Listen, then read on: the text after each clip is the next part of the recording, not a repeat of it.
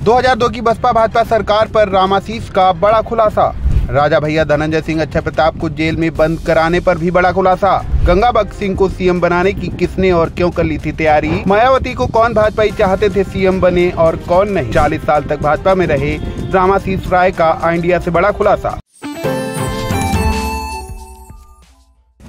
नमस्कार, आप देख रहे हैं आई इंडिया और मैं हूं डॉक्टर पंकज सिंह गौर। और आई इंडिया के स्टूडियो में आज खास मेहमान आए हुए हैं। आप सभी का परिचय कराते हैं। अक्सर आप देखते होंगे रालोद की तरफ से जोरदार ढंग से पक्ष रखते हुए तो रालोद के प्रदेश अध्यक्ष रामाशीष राय जी स्टूडियो में आए हुए हैं। आपका बहुत बहुत स्वागत। नमस्कार। उत्तर प्रदेश में योगी सरकार है और देश में मोदी सरकार, सभी जानते हैं। लेकिन हम आपको लेकर चलते हैं उत्तर प्रदेश के उस घटनाक्रम पर जिसको लेकर बहुत सारे लोग जानना चाहेंगे और बहुत सारे लोगों की यादें ताजा हो जाएंगी।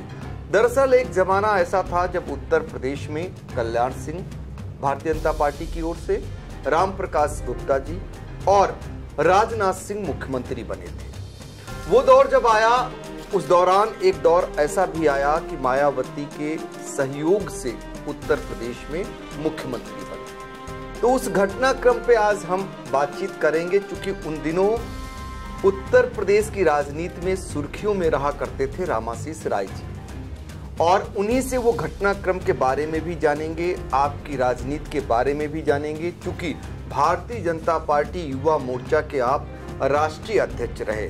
तो आप समझ सकते हैं जब भारतीय जनता पार्टी खड़ी हो रही थी उस समय युवाओं को जोड़ने का काम आप पर था, और आज आप रालोद में आ गए। कैसे आ गए, इन तमाम ऐसे बिंदुओं पर हमारे साथ बने रहिए और इस पर आज आपसे ही बहुत सारी चीजों की बातचीत करेंगे। सर, मेरा पहला सवाल, आप युवाओं का नेतृत्व कर चुके हैं पूरे देश में, वो भी भारतीय जनता पार्टी के लिए।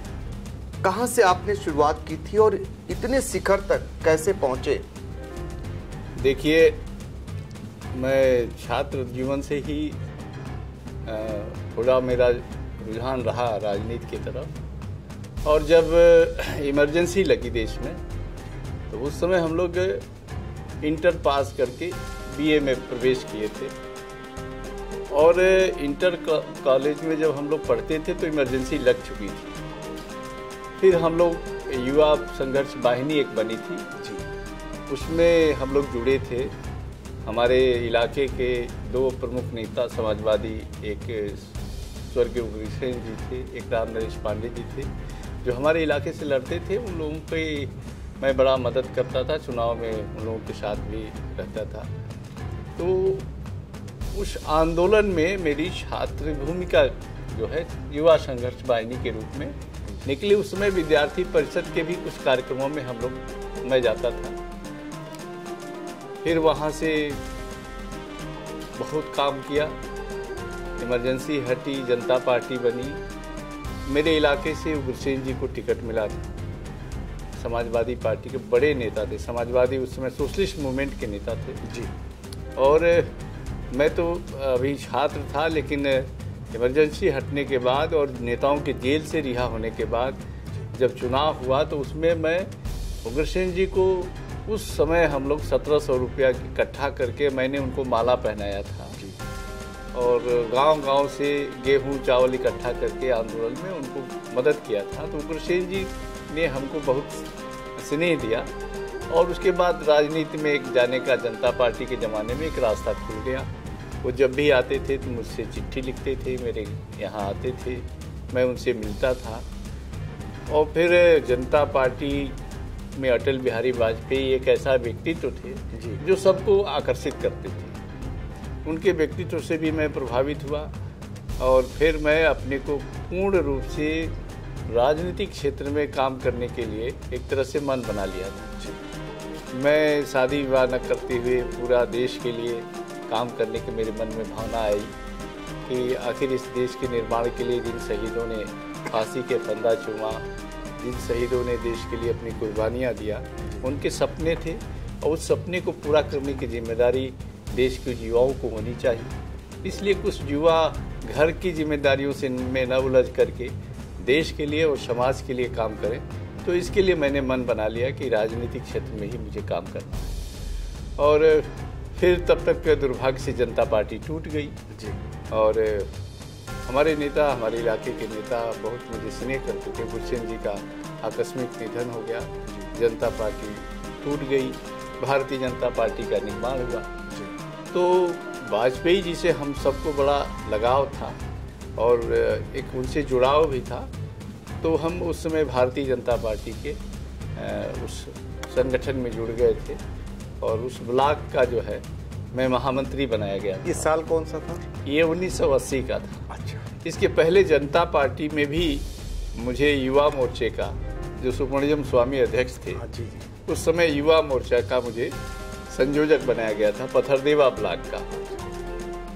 वो जनता पार्टी बनी लेकिन उसके सोशलिस्ट घटक अपना युवा जनता दल बनाए और जो जनसंघ के लोग थे वो अपना जनता युवा मोर्चा बनाए।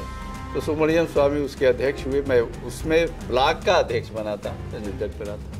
लेकिन जब जनता पार्टी बन गई तो मैं 1980 में ब्लॉक का महामंत्री बना और मेरे अध्यक्ष उस समय जगदीश धर द्विवेदी थे।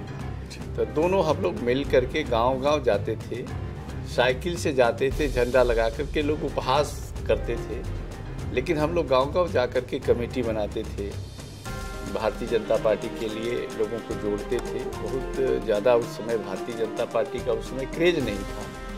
कांग्रेस आ गई थी पुनः दोबारा सत्ता में, लेकिन मन में एक उत्साह था वाजपेयी को कभी इस देश का प्रधानमंत्री बनाना है और वाजपेयी जी देश के जिस दिन प्रधानमंत्री होंगे देश का हमारा कायाकल्प हो जाएगा, शहीदों के सपने पूरे हो जाएंगे। तो ये भावना लेकर के फिर मैं MA पास करने के बाद अपने को पूर्ण रूप से भारतीय जनता पार्टी के संगठन में लगा दिया। फिर 1982 में मुझे ब्लॉक का अध्यक्ष बनाया गया। ब्लॉक के अध्यक्ष रहते हुए मैं हर 2 महीने में मीटिंग करता था। हमारे संगठन मंत्री थे उस समय दीनानाथ पांडे जी, वो कहते थे कि भाई मैंने तो प्रदेश में कहा है कि मेरे पथरदेवा जैसा ब्लॉक अध्यक्ष और संगठन मेरे क्षेत्र में नहीं था कोई। उस समय वो गोरखपुर क्षेत्रीय संगठन मंत्री थे। तो मेरे वर्किंग से, मेरे काम से मेरे संगठन के जो ऊपर के नेता थे वो बहुत प्रभावित थे। फिर मुझे 1984 में 83 में जिले का मंत्री बनाया गया भारतीय जनता पार्टी का और कुछ ही दिनों के बाद मुझे युवा मोर्चे का जिला अध्यक्ष बना दिया गया। तो जिला अध्यक्ष के रूप में भी मैंने बहुत बेहतर काम किया। उस समय हमारे माननीय राजनाथ सिंह जी प्रदेश के अध्यक्ष थे। ये 1984 का समय था और राजनाथ सिंह के साथ जुड़ करके मैंने काम शुरू किया। उस हरनाथ सिंह यादव मेरे महामंत्री थे उस समय और उस समय मैं पहली बार सीतापुर और लखीमपुर के दौरे पर राजनाथ सिंह ने मुझे भेजा था। तो राजनाथ सिंह से मेरा थोड़ा निकटता भी था, लगाव भी था। मैं भी चाहता था, राजनाथ सिंह युवा नेता हैं प्रदेश के, तो प्रदेश में जो रैलियां होती थी, जो कोई कार्यक्रम होते थे तो उसमें देवरिया का अपना एक स्थान होता था। तो वहां से शुरू किया युवा मोर्चा के अच्छा कार्यक्रम हुए। जब राजनाथ सिंह दिल्ली चले गए महामंत्री बन करके, प्रमोद महाजन जी उसमें राष्ट्रीय अध्यक्ष थे और दिल्ली चले गए तो उत्तर प्रदेश की जगह खाली हुई। पार्टी के 2 प्रमुख नेता थे, श्री कल्याण सिंह जी और श्री कलराज मिश्रा जी थे, एक संगठन का काम देखते थे। दोनों का मेरे वर्किंग से, मेरे कार्यों से दोनों प्रभावित थे, इसलिए मुझे देवरिया से प्रदेश में उपाध्यक्ष बना दिया गया। जो राजनाथ सिंह की जगह खाली हुई तो उपाध्यक्ष श्री नरेंद्र सिंह को बनाया गया। नरेंद्र सिंह की जगह पर मुझे प्रदेश का उपाध्यक्ष बनाया गया। 1986 का समय था। लेकिन कुछ ही दिन मैं उपाध्यक्ष रहा, तब तक नया चुनाव हुआ संगठन का। कल्याण सिंह जी प्रदेश के अध्यक्ष बने और फिर उन्होंने युवा मोर्चे का नया जो अध्यक्ष बनाया उसमें कुंवर मानवेंद्र सिंह को बनाया, जो आज सभापति है विधान परिषद के। जी। और मानवेंद्र सिंह ने मुझे अपना महासचिव बना लिया, महामंत्री बनाया। तो 1988 का ये समय था। तो 1988 से लेकर के और 1991 तक मैं प्रदेश का महामंत्री था। मानवेंद्र सिंह प्रदेश के अध्यक्ष थे। हम लोगों में बहुत बढ़िया तालमेल था, बहुत बढ़िया हम लोग संगठन को। मैं उस समय बसों से जा कर के जिले में बैठ के लेता था, क्योंकि न पार्टी के पास संसाधन थे, न कोई ऐसी स्थिति, मेरे पास भी कोई गाड़ी नहीं थी उस समय। बस से जाते थे कहीं, फिर बस से उतर करके कहीं एक्का गाड़ी लेना पड़ता था, कहीं टमटम लेना पड़ता था। फ़ोन का ज़माना था नहीं। पता से हम लोग पहुँचते थे कि अध्यक्ष का ये पता है, युवा मोर्चे का अध्यक्ष फला है, उसको तलाशते थे। फिर उसके यहाँ 2-4-10 लोग की मीटिंग करते थे, जिले जिले में घूम करके। तो ये प्रारंभिक स्थिति थी। उसके बाद 91 में मुझे पार्टी ने प्रदेश का अध्यक्ष बनाया। जब सरकार आ गई तो युवा मोर्चे का प्रदेश का मैं अध्यक्ष बना। मैंने अपनी टीम बनाया। उस टीम में मैंने सबसे बातचीत किया क्योंकि लंबे समय से मैं काम कर रहा था। तो टीम को अच्छा बनाने में मैंने बहुत सारे लोगों को, ऐसे लोगों को भी जोड़ा जो युवा मोर्चा में उस समय काम नहीं कर रहे थे, लेकिन लोगों से पूछ करके, लोगों के संपर्क में, लोगों के सुझाव पर उसमें मैंने श्री दिनेश शर्मा को भी पार्टी में जोड़ा, अपने साथ जोड़ा, उनको उपाध्यक्ष बनाया। रविंद्र पाटनी को कानपुर को जोड़ा, वो भी मेयर हुए। मोहल्ले रामगोपाल मोहल्ले बनारस, तमाम सारे लोगों को जोड़ा उसमें और बहुत मजबूत संगठन बनाया उत्तर प्रदेश में। और उसकी बहुत प्रशंसा कल्याण सिंह करते थे, कल्लाद जी भी करते थे। फिर अध्यक्ष का कार्यकाल मेरा 2 साल रहा, 2.5 साल रहा।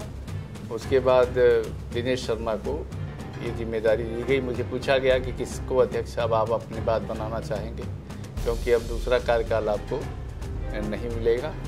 उसमें एक घटना घट गई थी कि बनारस में मैंने वहाँ के एक अजय राय को पार्टी में शामिल कर लिया था। मुझसे लोग थोड़े खिन्न थे और बनारस के 1-2 लोगों ने विरोध किया था कि रामासी जी ने किसी से पूछा नहीं, कैसे अजय राय को शामिल कर लिया।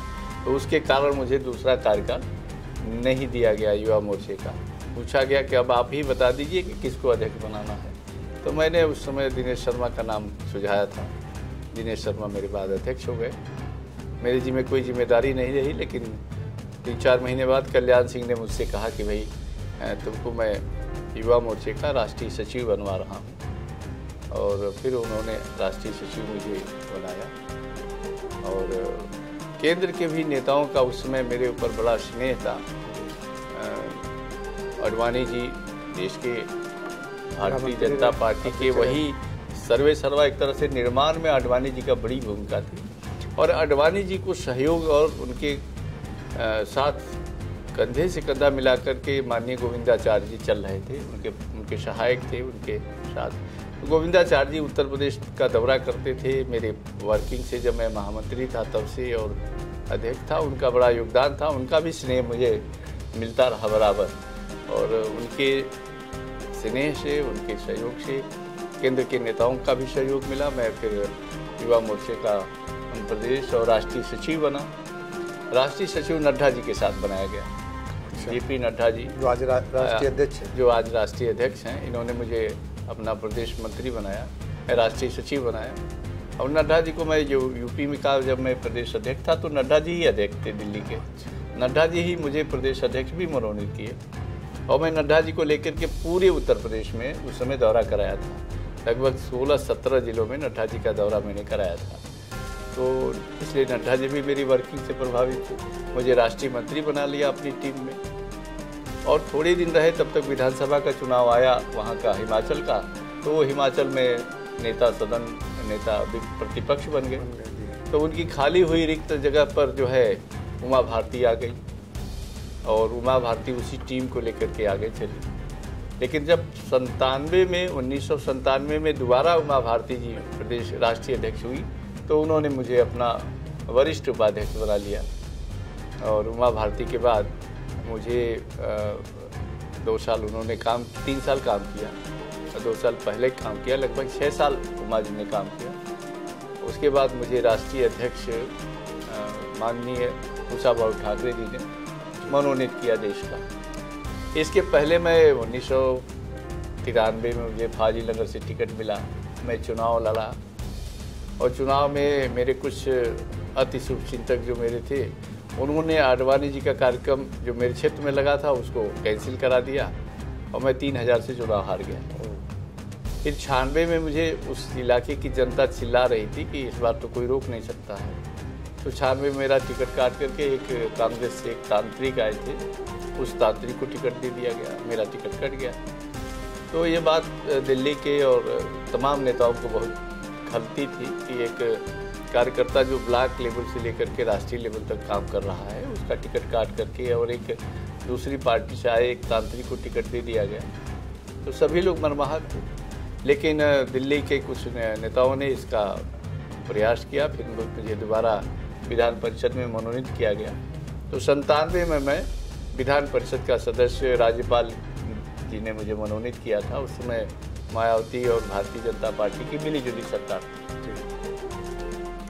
फिर 2002 में मेरा कार्यकाल समाप्त होने वाला था, लेकिन उसके पहले जब दिल्ली में मेरा कार्यकाल 2000 में ख़त्म हुआ तो मुझसे कहा गया कि भाई वेंकैया नायडू जी उस समय हमारे प्रभारी थे और युवा मोर्चा के जब मैं राष्ट्रीय अध्यक्ष था तो 2 साल हमारे नरेंद्र मोदी भाई जी वो हमारे प्रभारी थे, कोऑर्डिनेटर थे। तो वेंकैया नायडू ने मुझे कहा कि आपको और किशन रेड्डी को अपने अपने प्रदेशों में महासचिव बनाया जाएगा। तो श्री जी किशन रेड्डी जी जो आज केंद्र में कैबिनेट मिनिस्टर हैं वो तो आंध्र प्रदेश में महासचिव बना दिए गए, लेकिन मुझे उत्तर प्रदेश में कार्यकारिणी में भी नहीं रखा था, जबकि राष्ट्रीय अध्यक्ष के रूप में पूरे देश में हमने युवा मोर्चे का बहुत बड़ा काम किया। मैं कलकत्ता से कटक तक सुभाष चंद्र बोस के जन्मस्थान और विवेकानंद के जन्मस्थान तक 1 महीने की पदयात्रा किया था, जिसमें हमारे सेंट्रल के कई मिनिस्टर भाग लिए थे। बड़ी अच्छी यात्रा थी। मुझे अध्यक्ष मैं हुआ था तो कुशाभाऊ ठाकरे ने कहा कि तुमको कोस्टल बेल्ट में पार्टी को खड़ा करना है, बीजेपी को खड़ा करना है। इसलिए मैं विधान परिषद का कार्य छोड़ करके कोस्टल बेल्ट में कलकत्ता, बंगाल, आसाम और उड़ीसा इन सारे इलाकों में पार्टी को बढ़ाने के लिए पदयात्रा किया। फिर सीमा सुरक्षा जागरण यात्रा द्वारका से लेकर नागालैंड, असम, गुवाहाटी तक होते हुए किया, जिसमें हम लोग सुंदरबनी तक गए थे। कोई सुरक्षा नहीं थी, लेकिन फिर भी बड़ा खतरा लेकर के भी हम लोग काम करते थे युवा मोर्चे का। तो मेरा शानदार कार्यकाल रहा, लेकिन वहाँ से दिल्ली से आने के बाद उत्तर प्रदेश में मैं घर बैठा दिया गया। 2 साल चुप रहा, मेरा कार्यकाल समाप्त होने वाला था। लेकिन जब 2002 में टिकट नहीं मिला, फिर मैंने कहा कि विधान परिषद भी मेरा 1 साल बाद ख़त्म होने वाला था।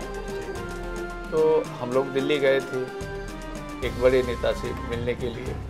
तो उन्होंने कहा कि इस समय जो प्रदेश में मायावती और भारतीय जनता पार्टी की सरकार चल रही है, ये भारतीय जनता पार्टी को समाप्त कर देगी। भारतीय जनता पार्टी का अस्तित्व मिट जाएगा, क्योंकि आए दिन इतने मुकदमे होते थे अनुसूचित जाति के उत्पीड़न के उससे पूरे कार्यकर्ताओं में और भाजपा के समर्थकों में, मतदाताओं में बड़ी ये बात कर रहे हैं आप मायावती और कल्याण सिंह वाली? हाँ, गवर्नमेंट 6 माह वाला जब आया था? नहीं, उससे पहले वाली 2002 में। ओ जी, 2002 में चुनाव हुआ, बहुमत किसी को नहीं मिला। भारतीय जनता पार्टी सबसे बड़े दल के रूप में जीत के आई थी। 189-80 सीटें थी।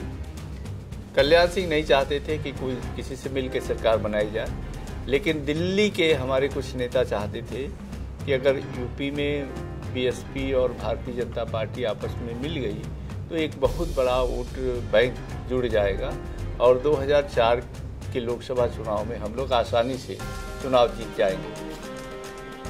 इसलिए दिल्ली के कुछ नेताओं ने प्रदेश नेताओं को बिना विश्वास में लिए ये वो दिल्ली में फैसला कर लिया और मायावती को मुख्यमंत्री बना दिया गया 2002 6 महीने बाद, चुनाव के 6 महीने बाद 6 महीने तक कोई सरकार नहीं रही। जी जी।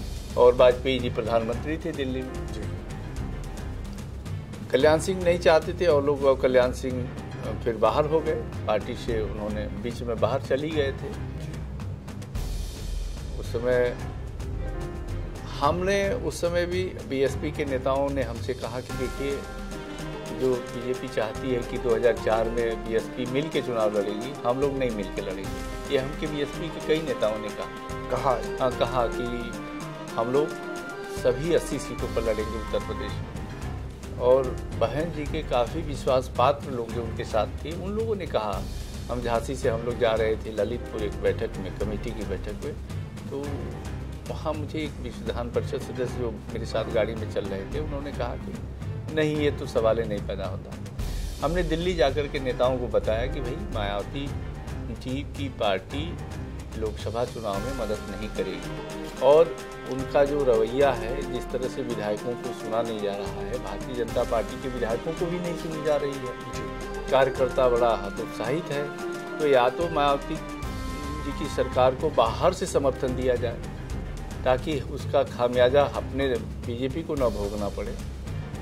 ये बात हम नेताओं से रखते थे, करते भी थे, लेकिन कोई सुनवाई नहीं हुई।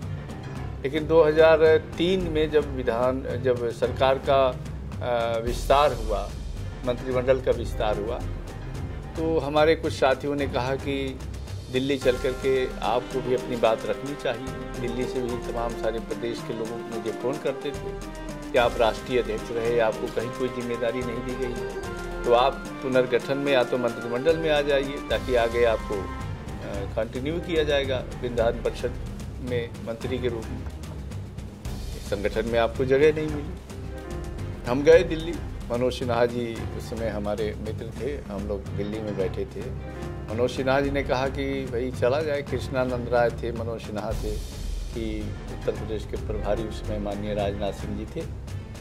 तो मनोज जी ने फ़ोन किया, उन्होंने कहा 11:30 बजे कार्यालय में आ जाइए। 9 अक्टूबर 2002 को हम लोग बीजेपी ऑफिस में गए। राजनाथ सिंह के सामने ये सारी बातें रखी गई। तो राजनाथ सिंह तो पहले से ही पीड़ित थे और वो नहीं चाहते थे, उनको भी एक खबर थी कि मायावती लोकसभा में मदद नहीं करेगी, और वो कह रहे थे कि ये तो रोज़ रोज़ हम लोगों का वोट जो है घट रहा है, बीजेपी ख़त्म हो रही है। और फिर उन्होंने कहा कि हम किसी को नहीं कहेंगे कि मंत्रिमंडल में किसको रखना है, किसको नहीं रखना है। रामाशीष जी, भाजपा बचाइए, भाजपा बचेगी नहीं तो फिर राजनीति हमेशा हमेशा के लिए ख़त्म हो जाएगी। तो उस समय उन्होंने कहा था कि भाजपा बचाइए। 10 को हम दिल्ली से चले थे, 11 तारीख को लखनऊ में आए, अपने सहयोगियों से मिले। गंगा भगत सिंह जी थे, बहुत सीनियर नेता थे, उनको बहुत अपमानित किया गया था। दोनों भाई, जबकि गंगा भगत सिंह जी, सरदार भगत सिंह जी आजीवन संघ के लिए काम किए, जी हर दो ही करे, पूरा अपना जीवन समर्पित कर दिए थे। वो बहुत सीनियर लीडर थे उत्तर प्रदेश के, उनको नाम मंत्रिमंडल में नहीं था। भरत त्रिपाठी सीनियर थे, हम थे, नरेंद्र वर्मा थे। तो एक असंतोष था पूरी पार्टी। हमने राजनाथ सिंह जी की बात पर ही मैंने विधायकों की एक बैठक बुलाई थी दारुसफा में। उस समय करीब 17 विधायक और विधान परिषद के सदस्य बैठे। हाँ, दारुसफा में बैठे थी डॉक्टर शिव कुमार अस्थाना के कमरे में। उसी में बातचीत हुआ और तय हुआ कि भाई एक कमेटी बना लिया जाए। हमने कहा कि भाई भाजपा बचाओ समिति बना लिया जाए, और गंगा भगत सिंह जी को मैंने प्रस्तावित किया अध्यक्ष के लिए। सर्वसम्मत से उनको अध्यक्ष बना दिया गया। गंगा भगत सिंह जी ने मुझे अपना प्रवक्ता बना दिया, और ये हुआ कि एक प्रस्ताव पास करके वाजपेयी जी जब लखनऊ आएंगे तो उनको दिया जाएगा और उनसे मिला जाएगा। और दिल्ली भी एक प्रस्ताव भेजा गया कि भारतीय जनता पार्टी को बाहर से समर्थन देना चाहिए ताकि पार्टी का जनाधार बचा रहे, पार्टी की प्रतिष्ठा बची रहे। मात्र इतनी ही बात थी। जी, तो ये बताइए कि जैसे आपने जो घटनाक्रम बताया, तो मायावती का जो गठबंधन या बीजेपी से जोड़ने के पीछे कौन सी ताकत थी भारतीय जनता पार्टी में? देखिए, भारतीय जनता पार्टी में दिल्ली में कुछ ऐसे बड़े नेता थे जो चाहते थे कि भारतीय जनता पार्टी और मायावती अगर मिल के चुनाव लड़ेंगे तो चुनाव आसानी से जीत जाएंगे। इसमें जैसे श्री मुरली मनोहर जोशी जी थे, उनके साथ कुछ और लोग थे, टीम थी, उत्तर प्रदेश के कुछ लोग थे। लालजी टंडन का नाम? हाँ, लालजी टंडन जी उसी में थे। तो लालजी टंडन जी क्योंकि सरकार में रह चुके थे एक बार मायावती के साथ, मायावती जी को राखी वोखी भी बांधे थे, तो उनका भी था कि मायावती जी के साथ सरकार बना लेंगे तो सब लोग मंत्री बन जाएंगे। तो जो लोग सरकार में रह करके सत्ता सुख भोगना चाहते थे, कुछ ऐसे लोग थे। कुछ दिल्ली के नेता थे जो एक काल्पनिक खाका खींच लिए थे कि बीएसपी और भारतीय जनता पार्टी दोनों मिल के लड़ेंगे तो हम 2004 में पुनः भारी बहुमत से चुनाव जीत करके सरकार बना लेंगे। तो इस प्रकार की जो राय रखते थे उन लोगों ने बिना प्रदेश नेतृत्व को बहुत उसमें विश्वास और भरोसे में नहीं लिया गया था, मिल करके उन्होंने ये मोर्चा बना लिया और मायावती जी को मुख्यमंत्री बना दिया गया, जिसका नीचे के तबके में विरोध हो रहा था। तो इस बात को कुछ नेता जो युवा नेता थे, भविष्य का जो जिन्हें खाका दिखाई दे रहा था, उन सब ने विरोध किया था। तो राजनाथ सिंह भी इस बात को समझते थे कि मायावती अगर चलती रह गई तो ये बीजेपी के लिए बहुत वाटरलू साबित हो जाएगा। तो फिर हम लोगों ने वही विधायकों को लेकर के एक दबाव बनाने की कोशिश किया, लेकिन मुझे दूसरे दिन ही निलंबित कर दिया गया पार्टी से। हम लोगों से कोई पूछा नहीं, कोई मिला नहीं, बल्कि निलंबित कर दिया गया। फिर मैं निलंबित हो गया तो मेरे यहाँ राजा भैया आए और उन्होंने कहा कि भैया आप अड़े रहिए। अक्षय प्रताप जी का वहीं घर था, उन्हीं के घर पर बैठके हुई बहुखंडी मंत्री निवास में कि भैया आप अड़े रहिए तो हम भी निर्दलियों को लेकर के और मिल करके इस सरकार को गिराया जाए। सरकार लोकतंत्र का गला घोट रही है, विधायकों की कहीं कोई सुनवाई नहीं हो रही है। तो हमने उनको वादा किया कि भाई हमारे रहेंगे, और मैं भी चाहता हूं कि ये सरकार जो है उत्तर प्रदेश के लोगों की भावनाओं के विपरीत काम कर रही है। तो तब हम सब लोग लग के कल्याण सिंह के यहाँ एक प्रस्ताव बना। कल्याण सिंह जी ने कहा कि 32 विधायकों का एक ग्रुप, तो दिल्ली के भी नेता चाहते थे कि 32 लोगों का एक ग्रुप तैयार हो जाए और गंगा भगत सिंह जी को मुख्यमंत्री के लिए आगे प्रस्तुत किया जाए, समाजवादी पार्टी से समर्थन लेकर के और सरकार को बदल दिया जाए। ये पार्टी के हित में ये जहर का घूंट आप लोगों को पीना पड़ेगा, दिल्ली के कुछ नेताओं ने ही कहा था, और उसी काम में हम लोग लग गए। संख्या 27 हो गई थी, हमारे घर भी बैठकें हुई। लेकिन एक घटना जो घटी कि राजा भैया बुंदेला के घर चले गए और उनसे जबरन तो नहीं उन्होंने किया था, केवल उन्होंने कहा था कि आप साइन करिए, आप वो बड़ा चर्चित केस हुआ था, बड़ा मीडिया में सुर्खियां बना। उसी में वो उन्होंने लालजी टंडन को फ़ोन कर दिया कि राजा भैया साइन कराने के लिए दबाव बनाए हुए हैं, और तो टंडन जी ने मायावती से कह करके उन पर रास्ता 3 लोगों पर लग गया, धनंजय सिंह पर और अक्षय प्रताप सिंह पर और राजा भैया पर। ये जितनी कार्रवाई मायावती की सरकार में रघुराज प्रताप सिंह राजा भैया पर हुई थी, तो ये माना जा रहा है कि इस कार्रवाई के पीछे यही कारण था। बिल्कुल यही कारण था। यही कारण था, क्योंकि लालजी टंडन ने कहा कि अगर इन सबों को गिरफ्तार नहीं किया गया तो ये सरकार गिरा देंगे सब, और सरकार अंतमत में आ जाएगी। और सरकार लगभग 33 संख्या होती बीजेपी की, तो बीजेपी टूट जाती और गंगा भगत सिंह को नेता के रूप में आगे करके सरकार को एक नई सरकार बन सकती थी। लेकिन ये भाव करके ही जो है टंडन जी ने मायावती को कहा कि इन सबको किसी न किसी तरह से जेल के अंदर डाल दो।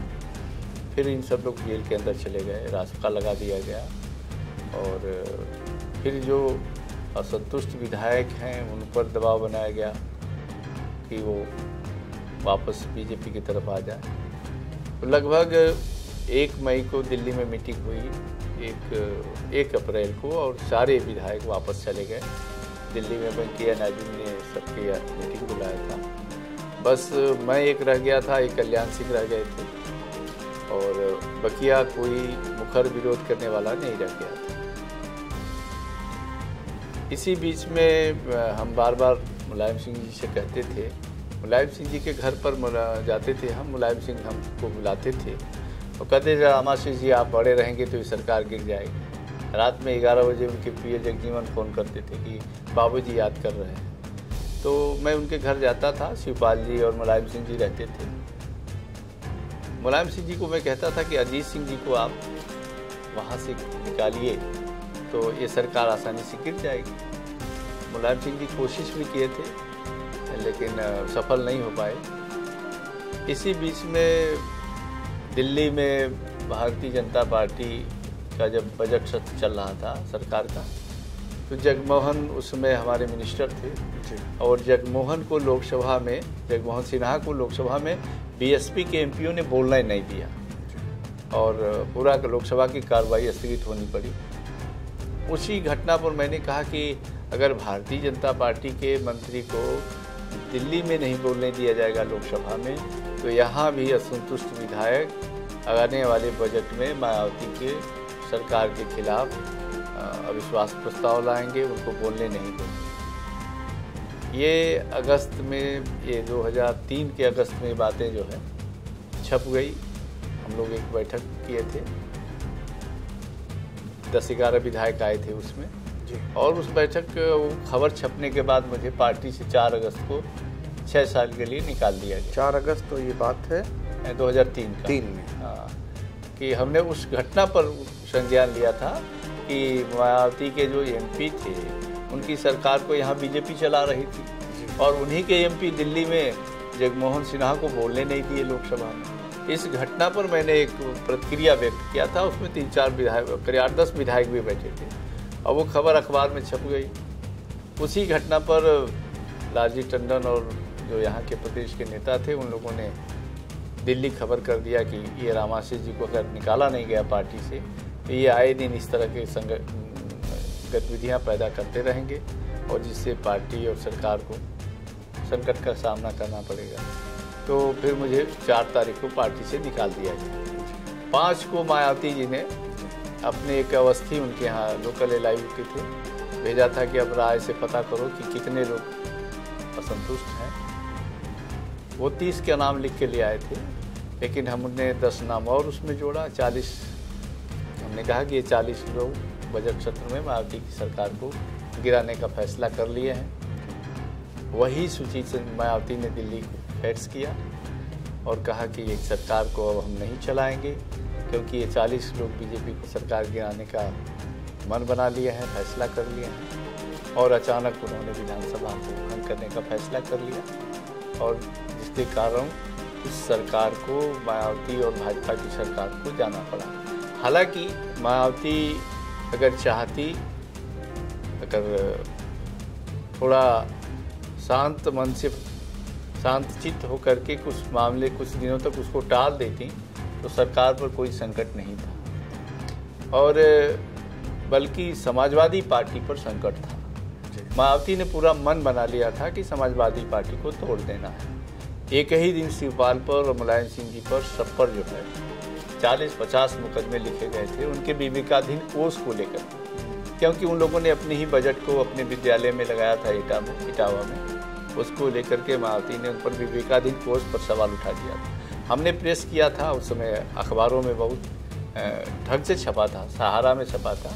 हमने कहा किसी भी मुख्यमंत्री के विवेकाधीन कोष पर मुकदमा कायम करना ये पहली घटना है पूरे हिंदुस्तान में और मायावती जी को ऐसा नहीं करना चाहिए था। मैंने उसको पक्ष भी लिया। मैं समाजवादी पार्टी के कार्यालय भी हम लोग गए थे, पंचानन राय, ओम प्रकाश शर्मा, और समाजवादी पार्टी को ढाढ़स बनाने की, भाई घबराइए मत, आप लोग डरिए मत, ये जो 40-50 मुकदमे कायम हुए हैं इसके कारण डरिए नहीं। एक तरफ से कार्यालय में सन्नाटा था। तो हम लोग लोकतंत्र की लड़ाई लड़ रहे थे, लोकतंत्र को बचाने की लड़ाई लड़ रहे थे और मैं तो भारतीय जनता पार्टी को बचाने की शुरुआत किया था और उसके कारण मेरे राजनीतिक रास्ते बदलते गए।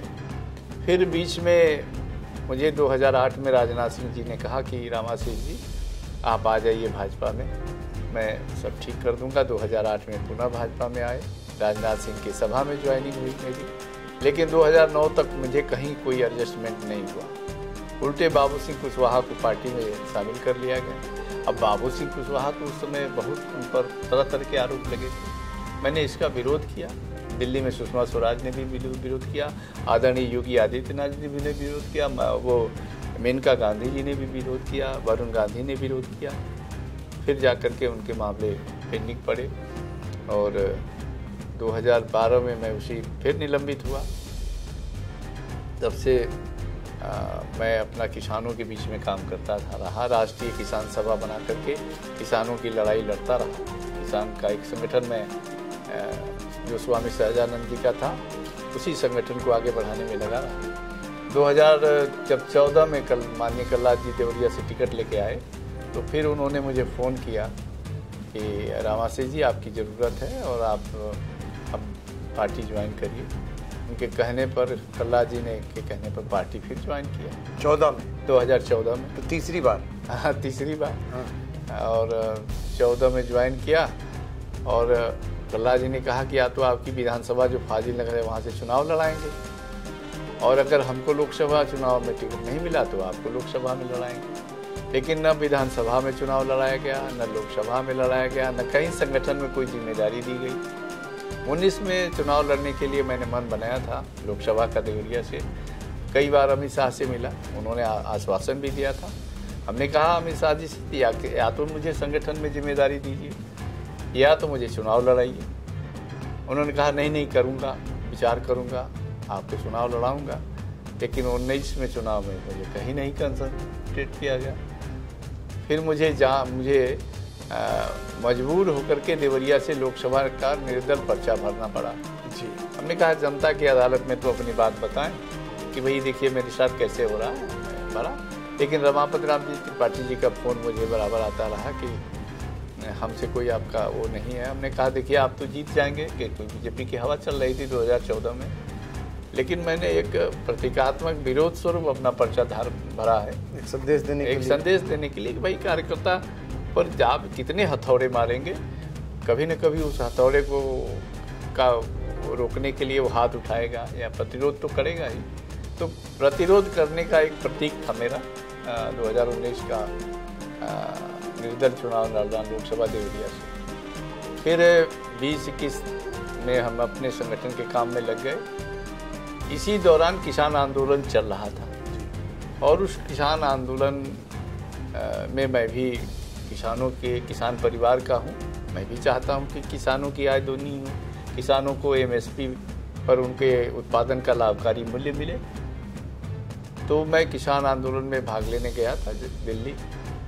देखा एक दिन पूरे गाजीपुर बॉर्डर पर किसान आंदोलन को तोड़ने की कोशिश हो रही थी। और उस समय देखा अजीत सिंह के कहने पर जयंत चौधरी जी रात में आकर के बैठ गए टिकैत के पास और उस आंदोलन को उन्होंने टूटने से बचा दिया। मैं बड़ा प्रभावित हुआ और फिर मैं त्रिलोक त्यागी जो कि RLD के बड़े नेता हैं, उनसे मैंने दिल्ली में एक दिन मिलने के लिए इच्छा प्रकट किया कि भाई जयंत चौधरी जी को मैं मिल करके उनको बधाई दूंगा कि उन्होंने एक किसान आंदोलन को समर्थन दे करके देश के किसानों का बड़ा भला किया है और किसानों के मोमेंट को बनाए रखने में अपना योगदान किया है। वो बधाई देने गए थे हमने और उस बधाई देने में उन्होंने हमसे कहा कि रामाशीष जी आप तो राष्ट्रीय अध्यक्ष है युवा मोर्चा के, आप अभी क्या कर रहे हैं? हमने कहा कि हम तो अब किसानों के बीच में काम कर रहे हैं और राजनीति से मेरा मन उचट गया है, मैं अब किताबें लिखने के अभियान में लगूंगा। उन्होंने कहा कि नहीं आप आइए, हमारे साथ आइए, हम आपको चुनाव लड़ाएंगे और आपका सम्मान करेंगे। हमने एक बार मना कर दिया, फिर दोबारा एक दिन संजोग से चले गए तो उन्होंने कहा कि आपको 1 सीट के लिए मैं 3 सीट छोड़ दूंगा पश्चिम में, आप आइए हमारे दल में। अब उस समय त्रिलोक त्यागी जी ने कहा कि भाई दबाव बनाया, मैंने स्वीकार कर लिया। उन्होंने पार्टी में शामिल करने के लिए ट्वीट कर दिया। अब तब से जुड़ा रहा। 2021 जून का महीना था ये, 2021 में जून में हम RLD ज्वाइन कर लिए। 22 के चुनाव में मैं काफ़ी तैयारी किया फाजिलनगर में, लेकिन लोगों को संदेह होता था कि इधर अखिलेश देगा नहीं। लेकिन मैं सोचता था कि अखिलेश की पार्टी टूट रही थी 2003 में, मेरे वजह से सरकार अखिलेश की बनी। मुलायम सिंह जी जिस दिन शपथ लिए रात में, RK चौधरी ने कहा कि हम तो आपके साथ आंदोलन में थे, आप हमारे नेता थे, आप चलिए कल्याण सिंह और मुलायम सिंह के यहाँ हमको मिलवाइए। मैं लेके गया जिस दिन मुलायम सिंह जी शपथ लिए थे, तो कल्याण सिंह ने कहा कि अभी लेके चले जाओ। RK चौधरी को लेके गया फिर मुलायम सिंह के घर। और मुलायम सिंह ने तुरंत मेरे को देखते ही जो है मेरे पास आए। मैंने उनको बधाई दिया, लेकिन बधाई देते हुए मुलायम सिंह ने 2 बातें कहा था कि रामाशीष जी आपकी वजह से आज मुख्यमंत्री बना हूँ, आपने शुरू किया उसी की देन है। हमने कहा कि आप RK चौधरी को मंत्रिमंडल में लीजिए और आप 5 साल का कार्यकाल पूरा करिए, ये मेरी शुभकामनाएं हैं। मेरे साथ RK चौधरी वहाँ खड़े थे। आज एक और विधायक जो भाजपा से जीत के आ गए हैं सभा कुशवाहा, और वो भी थे मेरे बुके लेकर के। गेट पर किसी की एंट्री नहीं हो रही थी, बलराम यादव खड़े थे, लेकिन उन्होंने दे दिया।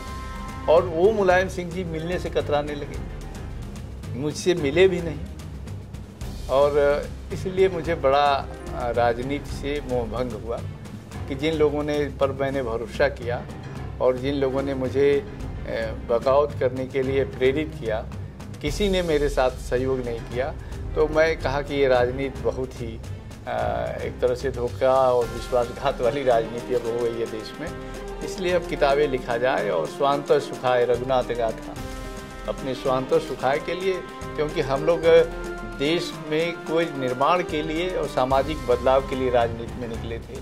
जयप्रकाश नारायण के उस लोकतंत्र के मुहिम को आगे बढ़ाने के लिए राजनीति में निकले थे। व्यक्तिगत धन की कोई कामना नहीं थी। हम लोगों के आदर्श आदरणीय गोविंदाचार्य, आदरणीय सुंदर सिंह भंडारी, कुशाभाऊ ठाकरे थे, जिनके 4 जोड़ी धोती कुर्ते रहते थे। उनका भी असर भाजपा ने क्या किया? हाँ, उनका वही कर रहे हैं कि उनके साथ भी क्या किया। तो अब न वो सिस्टम रह गया, न वो जो वाजपेयी जी, आडवाणी जी या जो कल्पना थी भारतीय जनता पार्टी की, वो कहीं न कहीं वो उसमें बड़ा अवमूल्यन हुआ। और तमाम सारी घटनाओं को देखते हुए मेरा तो मन राजनीति से उठ गया था। अब उन्होंने जबरन मेरे ऊपर जो है वो जिम्मेदारी दे दिया, मुझे चुनाव लड़ाने का वायदा कर दिया, ज्वाइन करना पड़ा। और बीच में चुनाव में टिकट नहीं मिला, मैं शांत रहा, कुछ बोला नहीं। अब मेरा मानना था कि अपना काम किया जाए। तब तक उन्होंने एक दिन और कहा कि मैं चाहता हूं कि आप मेरे संगठन को नए सिरे से थोड़ा ज़मीनी स्तर पर खड़ा करिए, आप तो संगठन करने वाले आदमी हैं। और उन्होंने अध्यक्ष बनाने का प्रस्ताव किया, अध्यक्ष घोषित कर दिया। अब जब से उन्होंने अब जिम्मेदारी दे दिया तो मैं सोचा कि खाली बैठे हैं, उससे अच्छा है कि संगठन का एक स्वरूप राष्ट्रीय लोकदल का खड़ा हो जाए। और राष्ट्रीय लोकदल और भारतीय जनता पार्टी के दोनों की नीतियां किसानों के साथ मिलती जुलती हैं। जो दीनदयाल जी की सोच थी वही चौधरी चरण सिंह जी की सोच थी, गांव किसान मजदूर। तो उसी को लेकर के मैंने कहा कि ये भी राजनीति में किसानों की आवाज़ और उनकी बात को रखने वाला कोई मजबूत दल होना चाहिए देश में। तो मैं लोकदल में लगा हूँ और अभी तक मैं लगभग 65 जिले लोकदल के उत्तर प्रदेश के उन जिलों का दौरा कर चुका हूँ। मैं संगठन को ज़मीनी स्तर से खड़ा करना चाहता हूँ और इसीलिए ये बड़ा राजनीति के टेढ़े मेढ़े रास्ते रहे मेरे जीवन के। और कहाँ से शुरू किया गया था और कहाँ पहुँचा गया। कुछ लोग आश्चर्य करते हैं कि आप तो 40 साल भारतीय जनता पार्टी के लिए लगाया और ये क्या कैसे हो गया। बिल्कुल, बहुत बड़ी बात। 5 दशक के करीब राजनीति में क्या कुछ होता है उसका वर्णन रामाशीष राय जी कर रहे हैं। राजनीति में जो सीढ़ी से चढ़ करके वहां तक पहुंचते हैं और उनके साथ कैसा होता है ये अंदाजा लगाया जा सकता है। और दुर्घटना बस जो एकदम से आ जाते हैं और कहां पहुंच जाते हैं ये सब ने देखा होगा। कुछ कहना चाह रहे हैं, फिर हम खत्म करूँ। एक और इस बीच में घटना घटी जी। जब आंदोलन बहुत ऊंचाई पर था तो मुझे दिल्ली से कहा गया कि अब आंदोलन ख़त्म कर दीजिए, जो आप लोगों की समस्याएं हैं उसका समाधान हम लोग करेंगे। और मंत्रिमंडल में 4 लोगों के शामिल करने का प्रस्ताव आया, मुझे और अवधपाल यादव को, भरत त्रिपाठी को, नरेंद्र वर्मा थे कि इन 4 लोगों को मंत्रिमंडल में ले लिया जाएगा। दिल्ली से एक नेता को भी भेजा गया और प्रस्ताव का लेकर के लोग आए लखनऊ। लेकिन हमने कहा कि मंत्रिमंडल में जाने का सवाल नहीं है। मेरे कारण इस आंदोलन शुरू करने के कारण, चूँकि आंदोलन की शुरुआत मेरे द्वारा हुई है, 3 लोगों पर राष्ट्रपा लगा है। वो तीनों जेल में बंद हैं, श्री रघुराज प्रताप सिंह राजा भैया, धनंजय सिंह और अक्षय प्रताप सिंह। मैं जेल में गया, वहाँ दिक्कत हो रही थी धनंजय को झांसी जेल में। जेलर से भी मिला, बात किया और फिर बांदा जेल में गया। चंद्रशेखर जी को ले आने के लिए मैं दिल्ली गया, चंद्रशेखर जी से मिलवाया जेल में ले जाकर राजा भैया से। वहाँ भी उनके साथ भी ठीक व्यवहार नहीं किया जा रहा था। रामविलास पासवान के पास में गया कि भाई इन तीनों के साथ व्यवहार ठीक नहीं हो रहा है, आप लोग थोड़ा उत्तर प्रदेश सरकार और दिल्ली सरकार को कहिए। तो ये सब काम मैंने किया और मैंने कहा कि भाई जब तक इन तीनों को जेल से बाहर नहीं निकाला जाएगा, मैं मंत्रिमंडल के किसी दोह में या किसी उसके लालच में मैं टूटने वाला नहीं हूँ। और ये प्रस्ताव को मैंने अस्वीकार कर दिया। हालांकि ये प्रस्ताव स्वीकार हो गया था, आडवाणी जी तीनों को रिहा करना चाहते थे। लेकिन ये बात जब हमारे उत्तर प्रदेश के एक नेता को मालूम हुई, उस समय श्रीमान लालजी टंडन जी थे, तो उन्होंने कहा कि अगर ये सब बाहर आ जाएंगे तो फिर मामला संकट में पड़ जाएगा और इसलिए आडवाणी जी की कही बात नहीं मानी गई और न वो लोग जेल से बाहर निकले, न मैं पीछे हटा, न मैं टूटा, और मैं अड़ा रहा और अंततोगत्वा सरकार को जाना पड़ा। देखिए, पूरा घटनाक्रम 2002 के आसपास का, उसका पूरा आप सुन रहे थे कि क्या कुछ हुआ था। हमने आपको बताया कि रामाशीष राय जी जो करीब 5 दशक की राजनीति का पूरा आईना दिखा रहे थे कि राजनीति में जिसके वो मददगार बने या जिसके लिए उन्होंने किया, उनके लिए क्या कुछ हुआ, उसका उदाहरण दे रहे थे। साथ में सबसे बड़ी बात कि जिनके साथ उन्होंने काम किया, आदर्श मानकर उन्होंने उनके साथ काम किया। एक से एक बड़े नेता, पंडित अटल बिहारी वाजपेयी जी, लाल कृष्ण आडवाणी जी, उमा भारती जी और गोविंदाचार्य जी, तमाम ऐसे लोग, प्रमोद महाजन, सबका जिक्र कर रहे हैं, राजनाथ सिंह, इन लोगों के कहने से चलते थे, इन लोगों के बताए हुए रास्ते पर काम करना चाहते थे, लेकिन कहाँ पहुँच गए। कहते हैं कि राजनीति यही होती है। और सबसे बड़ा उदाहरण उन्होंने जो दिया कि जिनके लिए उन्होंने मदद की, मुलायम सिंह के लिए वो किस प्रकार की चिंता रखते थे, और फिर जब ज़रूरत पड़ी तो उन्होंने पहचानना बंद कर दिया। और वो भारतीय जनता पार्टी 40 साल में जिसमें सेवा की, बूथ से लेकर राष्ट्रीय स्तर तक की जिम्मेदारी निभाई, भारतीय जनता युवा मोर्चा के राष्ट्रीय अध्यक्ष रहे, और उसके बाद एक दिन ऐसा आया कि उन्हें ना तो संगठन में रखा गया और ना ही उन्हें टिकट के काबिल समझा गया। तो भारतीय जनता पार्टी राजनीति किस प्रकार करती है, इसका भी जिक्र किया, और जो विपक्षी पार्टियों की राजनीति है उसका भी जिक्र किया, और कैसे कल्याण सिंह और मायावती की सरकार को लेकर दिल्ली और लखनऊ में क्या कुछ पक रहा था और कैसे सरकार गई, तमाम चीज़ों का आज उन्होंने खुलासा किया। दरअसल उस दौरान के तमाम नेता उस घटनाक्रम को अपने अपने नज़रिए से देख रहे थे, लेकिन उस पूरे घटनाक्रम में एक उस समय कहते हैं मेन बिंदु में थे, और वो दरअसल राष्ट्रीय नेतृत्व यानी दिल्ली से जो निर्देश आता था वो रामाशीष राय जी करते थे, और करने के बाद परिणाम क्या निकला सबके सामने है, आपके सामने है। आज वो राजनीति से इतना क्षुब्ध हो चुके हैं कि राजनीति करना ही नहीं चाहते थे, क्योंकि किसानों की राजनीति करते हैं तो किसानों के आंदोलन को आगे बढ़ाने का जो काम, किसानों की बात को जो आगे बढ़ाने का काम चौधरी जयंत चौधरी कर रहे हैं, तो उनकी पार्टी लोक दल के लिए अब प्रदेश में भारतीय जनता पार्टी की तर्ज पर ही संगठन को खड़ा करने का काम कर रहे हैं। 65 ऐसे जिले हैं जहां का दौरा आप कर चुके हैं। सीतापुर, लखीमपुर के दौरे के बाद आई इंडिया के स्टूडियो पहुंचे थे, और इस खबर को सुनने के बाद आप अपनी राय क्या रखते हैं जरूर कमेंट करिएगा, क्योंकि बहुत अंदर की बात निकाल कर लाए हैं। वो चीज़ें जो शायद आपको किताबों में मिल सकती हैं वो भी जब आप लिखेंगे, लेकिन आज बहुत सारी बातों को दर्शकों तक पहुंचाने का काम आई इंडिया ने किया है। तो आपने बातचीत की सर, आपका बहुत बहुत धन्यवाद। धन्यवाद।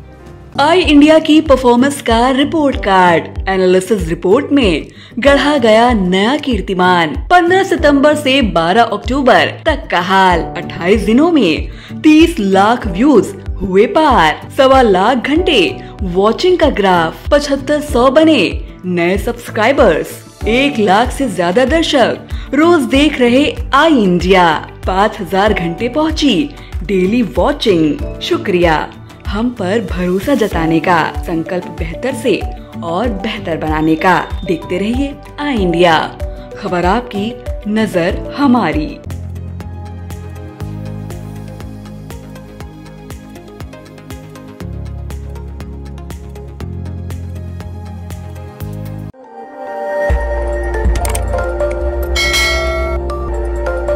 खबर आपकी, नजर हमारी।